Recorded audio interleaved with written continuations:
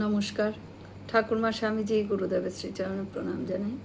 সূত্র ভগবান লাভের উপায়, স্বামী ভূতেশানন্দ মহারাজের লেখা থেকে। শ্রীরামকৃষ্ণদেব বলেছেন, মন কীরকম জানো? যেন ধোপা ঘরের কাপড়, তাকে যে রঙে ফেলে রাখবে সেই রঙেই তা রঞ্জিত হয়ে যাবে।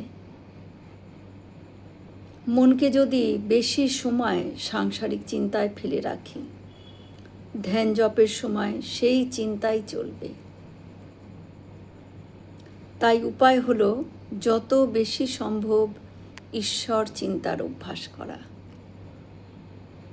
ঠাকুর বলতেন যে খানিকটা মন সবসময় তার দিকে ফেলে রাখতে হয়। মন যাতে স্থায়ীভাবে ভগবানের চিন্তা চলতে থাকে তার চেষ্টা করতে হবে।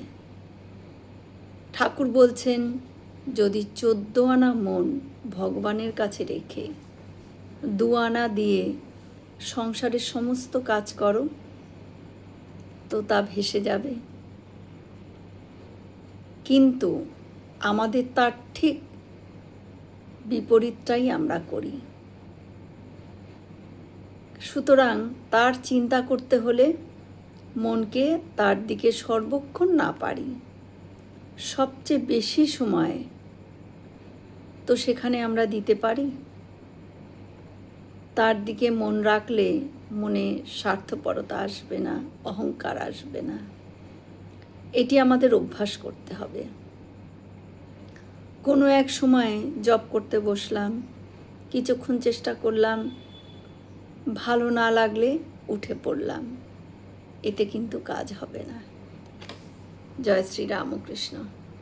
আমরা সকলে মিলে একসাথে বলি, জয় মহামায় কি জয়, জয় ভগবান শ্রী শ্রী রামকৃষ্ণদেব কি জয়, জয় স্বামীজি মহারাজজি কি জয়।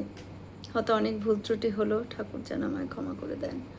সকলে সুস্থ থাকবেন, আনন্দে থাকবেন। ঠাকুর মায়ের কৃপা দৃষ্টি সকলের ওপর বর্ষিত হোক। শুভরাত্রি।